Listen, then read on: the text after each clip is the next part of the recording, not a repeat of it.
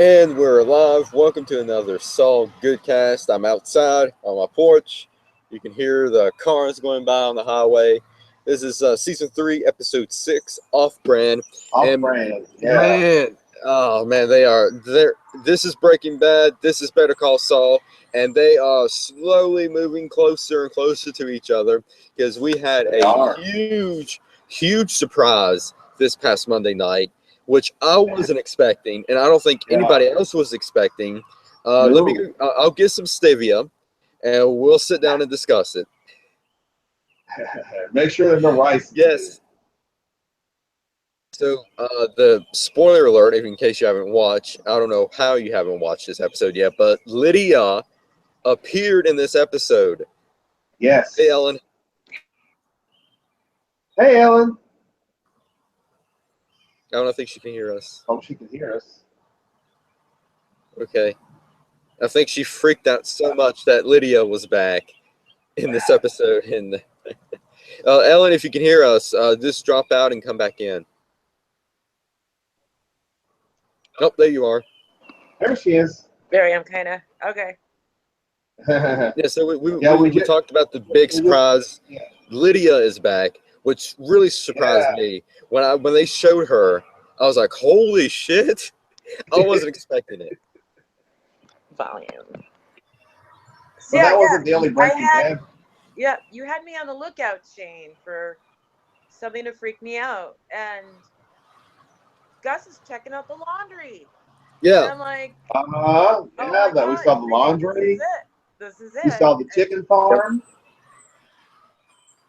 Yeah, before you came on, I was like, this is Breaking Bad. Yeah. This is Better Call Saul. They are slowly moving in towards each other. They're overlapping very well. Yeah. So, yeah. So I think but I'm still open to even more awesome possibilities.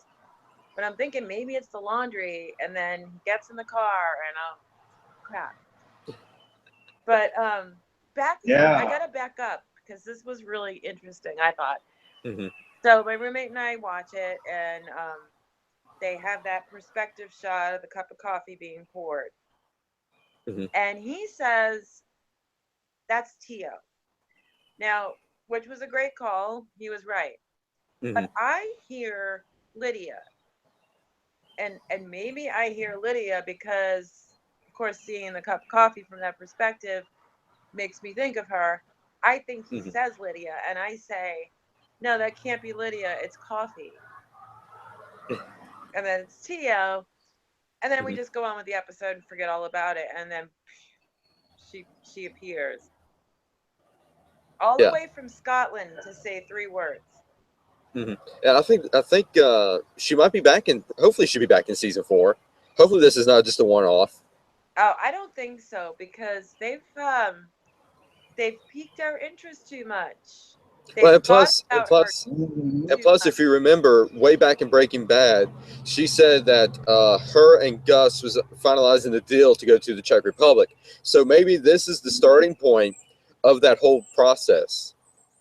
Well, they're definitely expanding together. She's in the meth business, but like they thought really hard and long and hard about whether or not she should have the sunglasses, and they decided against it. For one thing, they wanted her immediately recognizable when he got in the car. Yeah. But the other thing is, this is a different Lydia. This is Peter Gould's take. She's not spazzy. And nervous. Yeah. She's a very calm, cool, collected. And so the person that she becomes is somebody she's always trying to hide behind those sunglasses. But she's not quite there yet. So there's a story there that we need to see.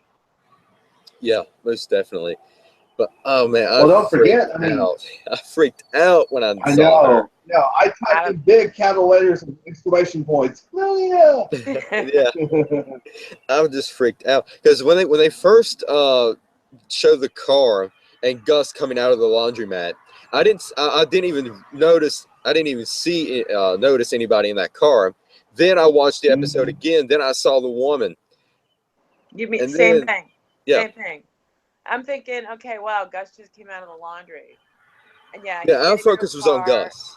Somebody's driving him. What else is new? But whoa, out Mhm. of the blue. Because Mhm. you're thinking characters who may show up based on what's going on right now. Mhm. And somehow that one escapes us all.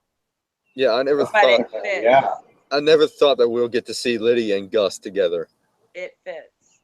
It does. Yeah, it does, because remember, Madrigal, Madrigal was the parent Yeah. company of Los Pollos Hermanos. So, Mhm. Distribution. and all these other, remember they had all those other businesses. Mhm. Those other restaurants. Remember, they had the lineup. Remember, at the beginning of season 5, they took down the Los Pollos Hermanos one. Mhm. Yeah. Yeah, Lydia helps with distribution. And I mean, I think, well, I'm assuming at this point that Gus's Los Pollos trucking fleet is not the only distribution he's got going. He does have Mhm. Lydia. That's what Lydia Yeah. does. And so when he's having this game going on with Hector, Mhm. that Hector's Yeah. stupid, Gus feels like he's a step ahead.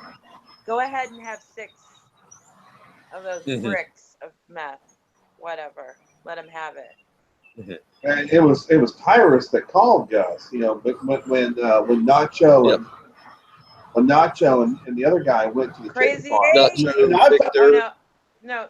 Victor too. Yeah, Victor Victor. was there. Yeah, Victor and Tyrus were there. Yeah. Mhm. I'm like showing I paused the show, and I'm like Mhm.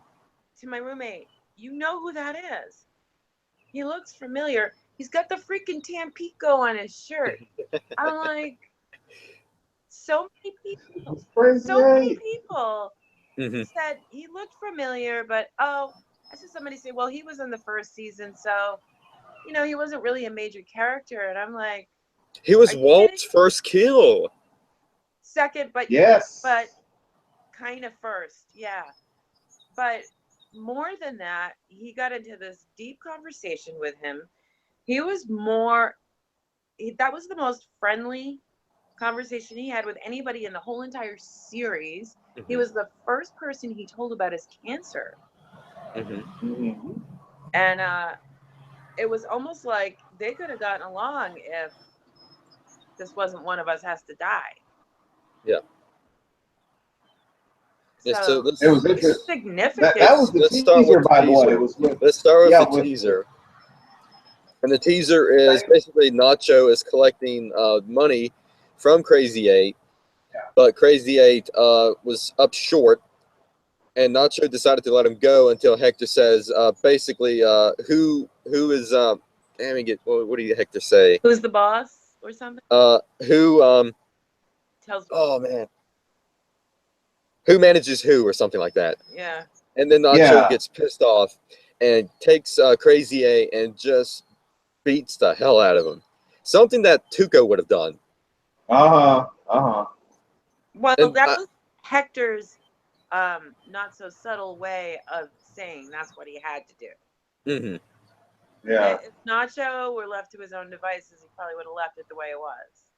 Mm-hmm. And this is the first time we've seen Nacho behave like that.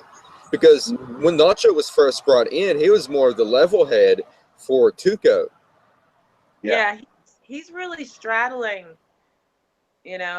one side, the good and evil. Mm-hmm. He wants to protect his father's business. Mm-hmm. Yep. Uh-oh. Remember, that's the place where Mike went to meet with Nacho, or was it Crazy 8? No, he went to meet with Tuco. I remember he let Tuco beat him up just so he could get Tuco arrested, put in Yeah, that's that whole plan that Nacho had to basically, and that was the first time we saw Crazy 8 too, was doing that. Yeah. Because we saw Crazy 8 back in season 2. Yeah. But I noticed something that Crazy 8 said. He said that the new kid. I'm wondering if that new kid is either Skinny Pete or Jesse. Yeah. Well, it's either one of them. Skinny Pete is in prison with Tuco right now, but maybe he'll get out. Possible. And there's still a question about the timeline. I listened to the podcast, and even they couldn't narrow it down. Now, 1966 plus 35-year-old Scotch equals 2001, which I know because I was born in 1966. So that was easy math. But in other places, they say it's supposed to be 2003, and other indications, other things in the show could not be possible until a little later than 2001. So, but we know we're somewhere in between 2001 and 2003, maybe just 5 years away from Walt's 50th birthday. Yeah. And I'm wondering, does Lydia have a kid yet? Probably not, because she was fairly young in Breaking Bad. Lydia's daughter. Like 4 or 5? Yeah, so probably not. Yeah. Well, she's going to have to get knocked up soon then. At this point, she probably wasn't even pregnant at this point yet. Well, she might be pregnant, doesn't even know yet. Right. So it's got to be any time. Yeah. Going to have the kid. Although we can give her maybe an extra year and say that, because, Breaking Bad's 2 years, 2008 to 2010. So maybe that's in the 2009 department. You can give her another year. Well, now, I thought that when I thought Better Call Saul was started in 2002. Did it not? 2002 to 2003 at this point, mate. Yeah. Yeah, somewhere in there. And there's what's his name? I always forget. I know it begins with an H. Harry, right? Who? Hamlin and McGill. Hamlin, yeah. Howard Hamlin. I always forget his first name. Anyway, Howard brings over the Scotch. That's this 1966. That's a really, really expensive, exclusive. So much so they had to build it and fill it with tea. But says it's a 35-year-old Scotch. So maybe he's just estimating. You don't. Instead of saying 37-year-old Scotch, it's a 35-year-old Scotch. But. And you notice, after the verdict was read, where Jimmy was only given, Kim, of course, was sticking up for Jimmy, and they even had some of their clients there. Yeah, so we finally get to see and hear the verdict, and it's only a year suspension for Jimmy. He cannot practice law for a year. Yeah, I think so. That's the tough part. He can't get in trouble. Yeah. And now he's scrambling because they're celebrating at first. Then he realizes he has to talk to each and every client. And he needs money. And that's when he gets to the last client and finds out his commercials are still running. And he's got to stop that immediately. And he's got $4,000 in commercials unused. And he just kicks in a high gear. Because the guy is so high energy, always thinking. He really doesn't relax per se. He just doesn't. But they were talking about production and timing and knowing, can we shoot this scene in 8 days? And all the logistics and trying to figure it out. And it comes down to things like with Bob Odenkirk, they find that their scenes are shorter than they thought because he speaks so fast. Where somebody like Walt and Mike, their characters are a little more slow and methodical. Yeah. But Jimmy's like, brr. Yeah, he is. Yeah. Let's see here. It's that level of energy that Bob Odenkirk has. He incorporates it too. It's like the used car salesman that he's got in him. Yes, very much so. With a quick mind, though. Mm-hmm. You know, not the same old things that you say every day on the same old tricks, but he's always facing situations where he has to think outside the box. Mm-hmm. Like when he defended those two guys from Tuco, only got them broken legs. Those Yeah, way back in season 1. Oh yeah. Yeah. To think on the fly how to defend him. Mm-hmm. And then we got Chuck. Chuck's devastated. Mm-hmm. Chuck's embarrassed. Yeah, he didn't let Rebecca in. Yeah, so Rebecca is confronted Jimmy and saying that Chuck is mentally ill, he's your brother, and you need to help him. Mm-hmm. And Jimmy said, no way, absolutely not. That was the last straw. Mm-hmm. Can't blame him. Mm-hmm. Nope. Blame him. What? Oh, never mind. No, go ahead. Theory later, I think I know what Evan's talking about. We can talk about, what we were discussing. Not to go to the theory yet, but last week, the way it ended, I had to watch it again because the guy in that chair did not even look like Chuck at first. And so it was Chuck. The angle made him look odd. He looked very much dead. He looked defeated. He looked dead. He looked stiff and pale and just drained and empty and done. And the whole scene seemed different. Like he was alone in this little box. And the only thing there was this buzzing exit sign, like almost taunting him. And it was foreshadowing. I mean, it described how he felt probably at the moment, but maybe foreshadowing. But yeah, he's devastated. And, there's Jimmy celebrating that he can't practice law for a year because of his asshole brother. Mm-hmm. And there's his asshole brother upset that he didn't get him disbarred and he humiliated himself in the process. Yeah. And Chuck is like, Rebecca. Chuck is probably thinking, wow, Jimmy's taking this pretty well. Yeah. Mm-hmm.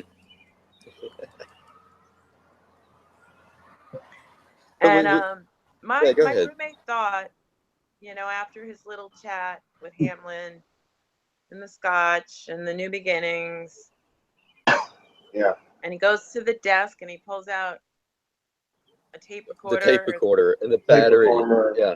The battery falls out. He grabs the battery. Before he gets to the desk, my roommate's saying he's going to kill himself. And I'm like, no.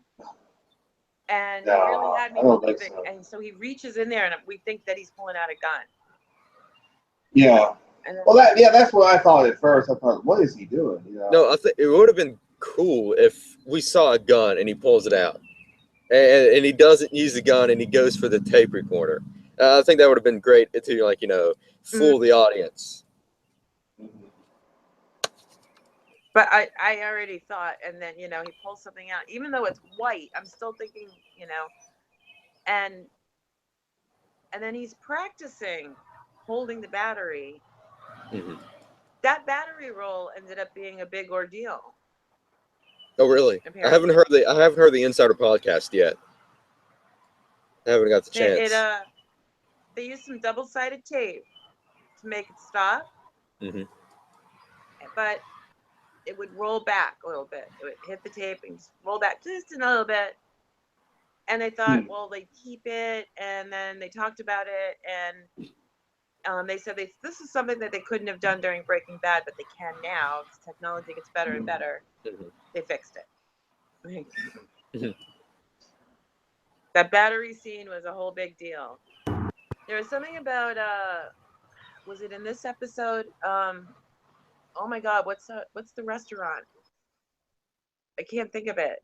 A restaurant that has changed its logo, and they noticed they were using the newer. They were showing the newer logo, and they fixed that too. I can't remember. I have seen a few comments about how certain things look a little bit different from Breaking Bad. Yeah. Can you hear me? Yep. Yeah. I can hear you. All right, go ahead.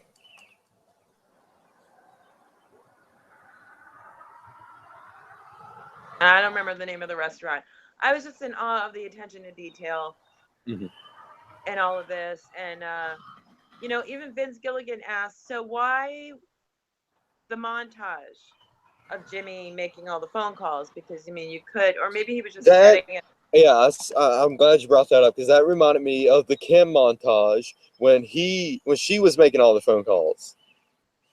So I think that was great to have Jimmy do it like a Kim style montage of him calling everybody. Yes, he had I thought that was 97 terrific. people to call. That was Yep. a long time. A lot of talking. And then, a lot of frustration. One of my favorite parts is when he's like, okay, how about you stop talking and I'll talk? I get that. Oh, yeah. You deal with people on the phone, you feel like saying, look, you need to stop. Let me direct you. And this way I can actually help you. But yeah. He was trying to kind of offer his services to that carpet place. The carpets. Yeah, but before we get into that, there was one scene that we see with Mike and Stacy, and she's in the support group, and she's there to cope about Maddie's death. I thought we was going to see another Breaking Bad person, the support group moderator that Jesse talked with. Jerry Burns. Jerry Burns. He's drug abuse, not grief. So, But we did see Tamara Tooney, who was the medical examiner on Law and Order SVU. We did see her. Yeah. Who? Tamara Tooney, who played the medical examiner on Law and Order Special Victims Unit. The black woman. Oh, yes, that's right. Yeah, I remember pointing that out. My roommate, yeah. On Facebook. I said, yeah. Yeah, that's who she'll always be to me. Yeah, and Stacy volunteered Mike to help them build a playground. Could it be the same playground that Kaylee was left at? I can't help but think. But there's also this thing where she tells the story that Maddie told her about how he built a carport,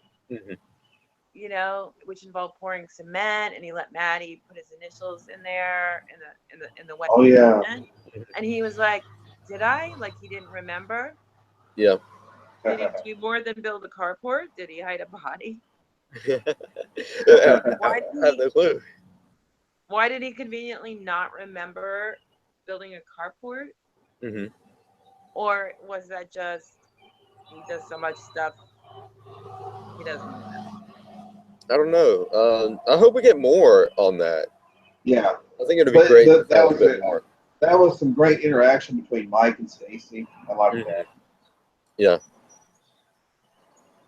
Yeah, because Stacy looks up to Mike. Because that was her husband's father. Yeah. And he's been so good. He's been so great with Kaylee. So.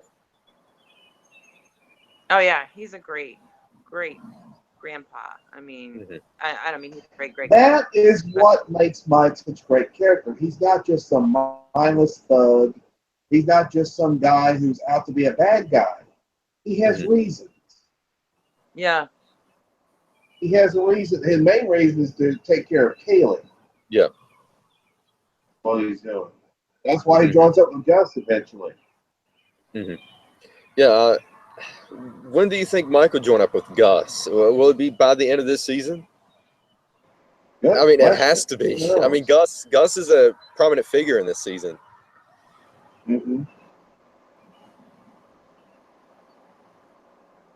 I think the door has been opened, and Mike is kind of standing at it because he didn't really turn it down. I think he might need another nudge from some nudges. in the Don Hector circle. Mm-hmm. So, do you think we'll see another another nudge? That is what's going to bring them together. Oh yeah, absolutely. Something's got to happen with Mike. It's going to involve Hector. Yeah. And of course, there was that interesting scene. He's such an asshole. God, who's a bigger asshole, Chuck or Hector? It's really tough to decide. I gotta say, I am very highly entertained with Hector. More so than I've ever been. I mean, they're great. They're just absolutely great. Hector and Chuck. I mean, you can't help but hate them, but they're so great, played by two great actors. He's really amazing, you know. Mm-hmm. He does such a great job. I mean, he certainly is an a-hole. There's no question about that. He's just they're very believable characters. Yeah. Yeah. Mm-hmm. Yeah, he is. And Hector doesn't. Well, it's just, you know, he's talking to Nacho about using Nacho's father's upholstery service. Yeah, as a transportation from across the border, and Nacho does not want that at all, because Nacho's dad doesn't even know what to do. It's crazy. Wasn't it crazy? No, it was Nacho. No, it was Nacho. It was Nacho. It was definitely Nacho. Oh, that's right. No, okay, never mind. I was confused there for a second. Okay, I was thinking Tampico Furniture. You're right. Mm-mm. Okay. No, remember that was the automobile upholsterer. Remember, that's where Mike took his car. Mm-hmm. Okay. Yep. And you know, then Hector gets the phone call about Tuco knifing somebody in prison. Mm-hmm. Like, oh, no, he'll never get out. And then he has that. And then he goes into a coughing fit. Yeah. And then one of the pills dropped on the floor. Nacho went over, hid the pill. Something's going to happen. We predicted that Mike's going to give him the stroke. We predicted that Gus is going to give him the stroke. Now it's likely that Nacho's going to give Hector the stroke. Now, okay, there's I have yet to Google this, but I'm pretty sure when you have he was having chest pain is basically what he was having. Mm-hmm. And it's, if you take something for that, that's nitroglycerin, and it's sublingual. You just let it melt. It's not a capsule, but you know, listening to the podcast, they were very vague about his illness and the medication. Yet it's really, really convenient to have it be a capsule, I guess, because you can mess with that. You just open it up, change the contents, and put it back together. Yeah. So yeah, that's not for nothing. Because because this is why I think, you know, when Nacho beat up Crazy 8, it's not because he wanted to. It was because Hector is making him do it, and he hates Hector. He can't stand Hector. He wants Hector to stop pulling his strings. And we forgot to mention, after he beats up Nacho, we see Nacho in his father's upholstery store, and working late at night, and the needle, with the sewing machine, and then the sewing machine, and the needle came, and he doesn't flinch at all. He just pulls the skin away, and boom, that's the end of the teaser. Oh man, that's that like was not amazing. the worst thing that's happened to him today. Mm-hmm. You know. That was amazing. He did not flinch one bit. Mm-hmm. Oh, let's see here. So we see Jimmy pitching his commercial for business to the carpet people, and that was epic fail. Yeah, and because that you have didn't to work decide out. right now. That's always a bad sign. Yeah. That reminded me of when Jimmy first met the Kettlemans. Yeah. When he tries to get the Kettlemans on his side, and they said, well, let's wait on it, and then Jimmy was so disappointed. I mean, that just kind of reminded me of the whole Kettleman thing. Yeah. And So, then he had so the perfect idea. Just instead of going door to door, I mean, he's got so little time here. Mm-hmm. Just advertise. He's trying to figure out what he can do. He's got to sell the airtime. He's got to try and we see recoup his losses. We see him doing these takes and trying out these lines, and he keeps saying, "I'm Jimmy McGill. I'm Jimmy McGill. I'm Jimmy McGill." Mm-hmm. He was practicing. Yeah, that was awesome. And yeah, but he's not. Yeah. Yeah. Go ahead. Still keeping his name. You know, everything's the same. I'm Jimmy McGill. I'm not a lawyer though. You know, I'm different. I'm a different Jimmy McGill, and I'm selling commercials. That's what I'm doing. And it must have clicked at some point. I mean, and even the carpet dealer said, "Jimmy." Mm-hmm. Yeah, he recognized him from the commercial. So that basically, Jimmy had to change his name and put on a disguise, which is not the Saul Goodman disguise that we know. It's a different Saul Goodman. But this is the first time he uses the name. Yep. Looks a bit more like I love the commercial. Love the commercial. Yeah, it's Saul Goodman Productions, which is hilarious, fantastic. Oh, and by the way, if you call the number, it actually works. You actually get an answering machine. Oh, really? Message. That is awesome. Of Bob Odenkirk. Yeah, Just like if you still call the Bear Call Saul number, it still works. Yeah, and you also, if you call the Wexler McGill number, you hear Francesca. Oh, wow. Oh, man, that's awesome. Yeah. She was great, you know, when they had to make the calls. He says A, and she's got Mr. Adams or whoever on the phone. Just, you know, she's not slow. She's peppy and really good at her work. Yeah. We also see a nice callback from the previous episode. Jimmy has the fish in his office, the same fish that he took to the vet. Yeah. And he got everything. Yep. Oh, I forgot to mention this, but do you know the Kim's hexagon desk that she has in her office? That's the same desk that's in Saul's office in Breaking Bad. Oh. Really? Yeah, the desk that Kim has, the octagon desk, hexagon type looking thing, is the exact same one in Saul's office. Wow. You can't just watch these episodes once. There are so many things that they throw in there if you're looking for Easter. I mean, talk about an Easter egg hunt. No kid ever made that so good. Yeah. So, also, Chuck, we finally see him leave the house and walk downtown to call the doctor, Dr. Cruz, the same woman doctor that was in season 2 when Chuck was in the hospital. So, Clea Duvall, yeah, we have no clue what his plan is. I mean, is he trying to get Jimmy back on his side or trying to mess him up? I'm not sure what he's doing. He's wearing the space blanket. You know, nobody really took much notice of him though. They didn't take much notice of him wearing the space blanket. Well, it's like 1 o'clock in the morning, and you're walking downtown of Albuquerque. I'm sure they've seen some more weird stuff than a guy in a space blanket walking down. I don't know. Suddenly, he was like temporarily in New York City, and you know. Yeah. They would give you a second look. All the bright lights and the buzzing and everything.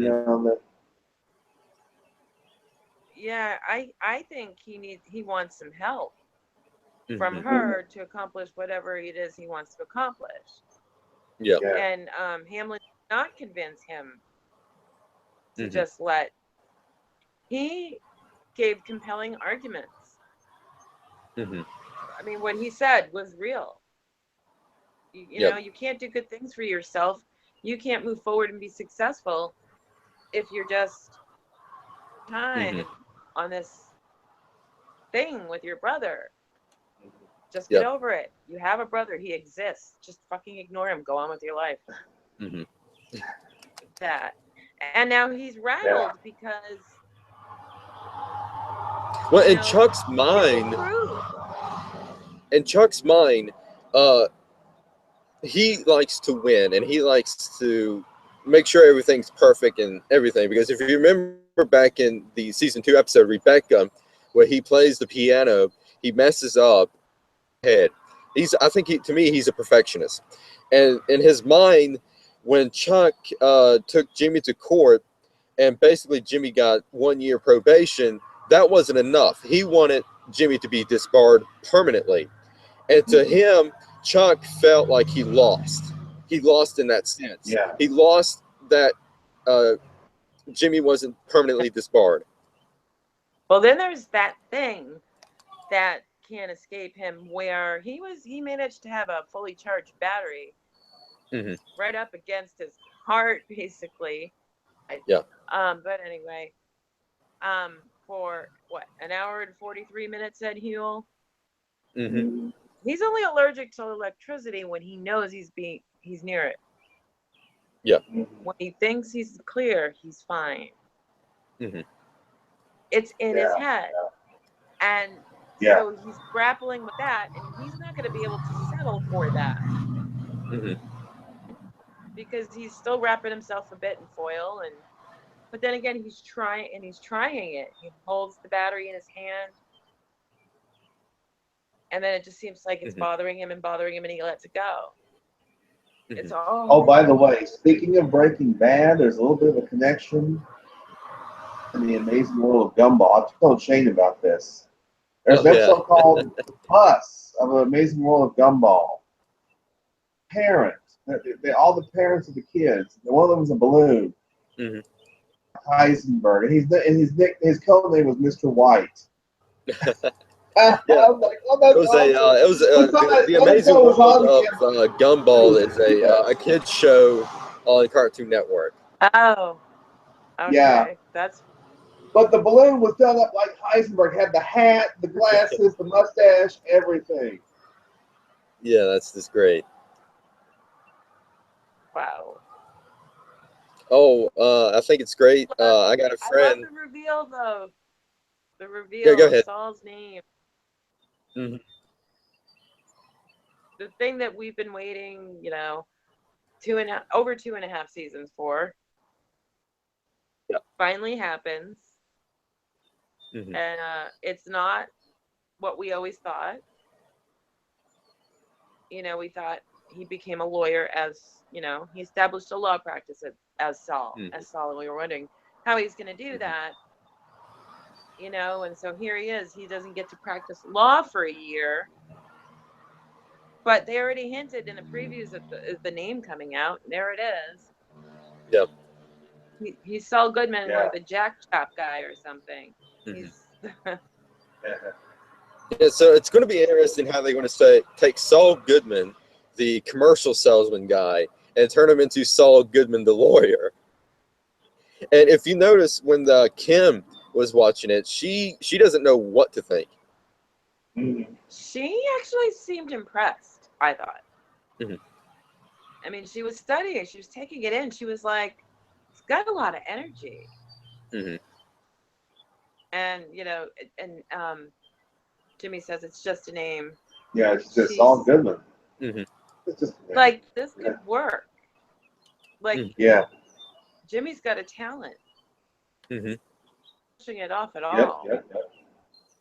Oh, y'all probably saw it. I know Shane saw it. The video they did a spoof of the Ghostbusters song. It's called Saul Goodman. I don't think I saw that. You didn't see that? I don't think so. I have to watch that. Oh, it's funny. It's hilarious. But I know I did share the one of Breaking Bad as a sitcom. Yes, I know you saw that one. I saw that one. That is great. That is great. Yeah. But so next week is, let me see what the name for next week is. Expenses. Yes. What's the expenses. And then after that? Slip. Flip. This Then is the Fall. 8th episode. Fall and Lantern. And yes, let's go ahead and talk about this theory that this guy came up with on one of the Better Call Saul Facebook, group. Yeah, I saw that. So that's a damn good theory. Ellen, share that theory with us. You're the one that came across it. Well, it's not my theory. I just happened to read it, but you know that Chuck will die in a fire, maybe even on purpose. I don't know.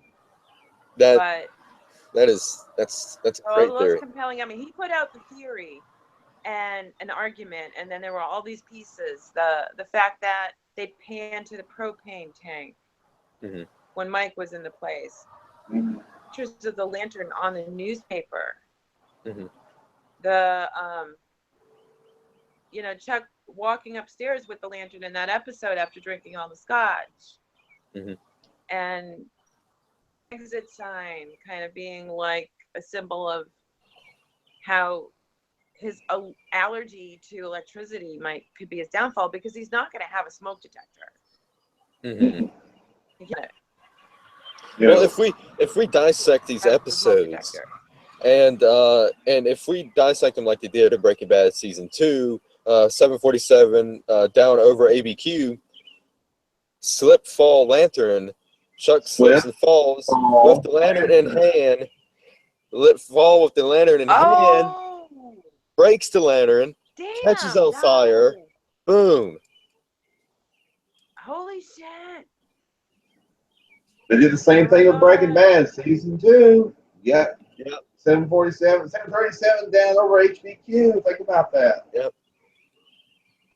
Also, remember the Frings back. The first letter of each episode title of season 2, Frings back. Yep. Yeah. So yes, I mean seeing Chuck looking like he was dead in that chair, foreshadowing the exit sign. Yeah, I think Chuck is going to die this season. Yeah. I think we're going to experience the first death of Better Call Saul, which is going to be Chuck. Well, actually, the second death, because Marco was the first one that died. Yeah, that was sad. But keep out slip, fall, lantern.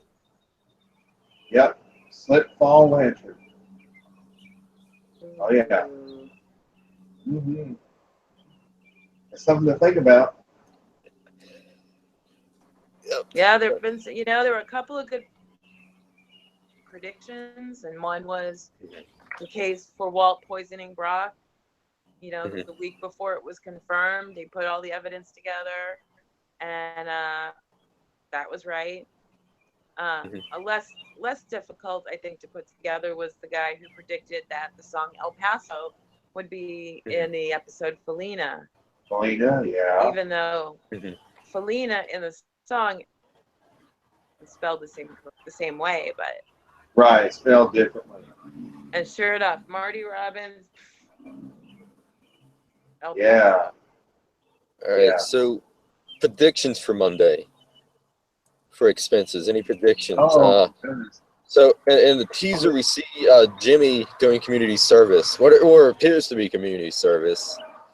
And then in the long drawn out teaser was Jimmy had to change out of his work clothes and into his meeting clothes because he's late for a meeting. So I have no clue how to predict that. I think we're going to see more with what's going on with Chuck and Jimmy and his whole commercial business. Chuck, yeah, I'm really interested in what's going on with Chuck, what he's trying to accomplish. And I'm going to say Jimmy's doing really well with this because he is the advertising king for himself. He's on buses and benches and billboards and commercials. He's everywhere. Yep, and the phone keeps ringing. Yeah, because remember he got a call from somebody, remember, right before he showed the commercial to Kim. Yeah, so I think we're going to see. we're probably going to see a commercial It's being they made. can never be too cheesy. There is Yeah. a segment of the population, and it'll work. And he's good at it. Yeah. Yeah. And I saw that somebody put the clip on YouTube, and some people commented below. It was very much like his old Tim and Eric. He was on Tim and Eric Awesome Show, or on Mr. Show. Yeah. Some of them made some Breaking comparisons up on me with that. And, there were some comparisons that people made on. Oh, she left.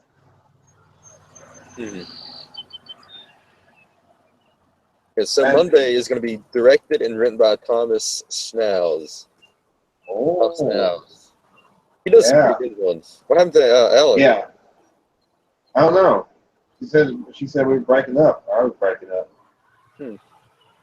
Hopefully she'll be back. I'll give her a few minutes to come back. So what do you think is going to happen Monday?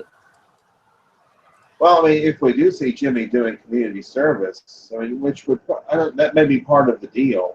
Part of the. Yeah, to get the commercial. And he's having to change clothes and all that. Here's the photo. Yeah, there it is. That's great. So it's some sort of community service or something he's doing. Yep. Didn't we see a little bit with Gus in the preview also? Didn't we see some with Gus, and I think Mike too. We saw something with Mike. I did see Mike, yes. So yeah, it's going to get interesting. Whatever's going to happen. Yeah. So when we discussed this last night after the show, that this season's title is one word that's already been spoken in the episode.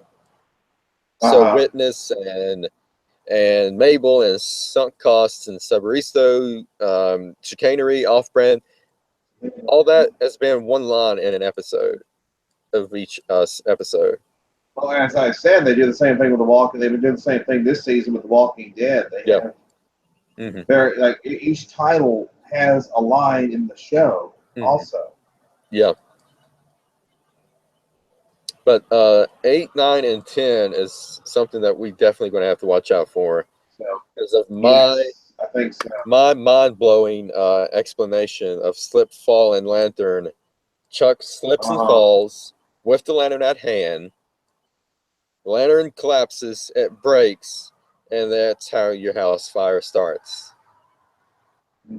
Yep. So some people might think that slip might have something to do with Slick and Jimmy. Possible, or maybe Jimmy gets a pink slip or some type of slip. But let's see if but that could be a red herring. That could be a red herring. The slip part. That could be a red herring. Yeah, the fall. That's more of a open interpretation of just about anything. Anything can fall. Yeah. But lantern right there. Chuck's the only one that has lanterns. So it's going to be interesting to see what Chuck's motive is, and if he's trying to actually cure himself, or is he's trying to get Jimmy in trouble, because he knows he's been defeated. He knows that he basically, in his mind, he lost. He wanted Jimmy to be disbarred permanently. He didn't get that. So maybe he come up with a different type of plan to get Jimmy in trouble so he can be permanently disbarred. And it's going to be interesting to see how they're going to do with Saul Goodman, transfer Saul Goodman from commercial salesman to the lawyer that we know. And maybe Jimmy and Ellen before she dropped out had a great theory that Kimmy might have some sort of idea what to do with Saul Goodman. And maybe Saul Goodman is a Kimmy Wexler production. Maybe she helps create the Saul Goodman that we know today. That's in Breaking Bad. Very interesting. But I think Ellen might have had some technical difficulties, and if that's the case, we're going to go ahead and end it right here. So next week is going to be expenses this Monday night. This Monday night, yes. But next Saturday is another Solid GoodCast where we discuss expenses, episode 7 of season 3. This is almost done. This has been a fast season, and they've done so much. I mean, it's just like it just like seemed like last week that we saw Gus and Jimmy first met. But we're at the midway point of this season, and I cannot wait. The season runs till June 12th, so there is going to be an episode on Memorial Day. Oh, there will be or will not be. Yes, there will be. Okay, because usually if there's like a holiday like that, they usually take that off and do the following week. They're not going to do that. They're going to go ahead and air the episode. Yeah. Nice. So yeah, expenses is next week. I think this has been the strongest season of Better Call Saul so far. Yeah, it's been really strong. So next week is expenses. Next week at 8 o'clock, 8 Eastern time. It's going to be great. So on that note, good on everybody. See you next week.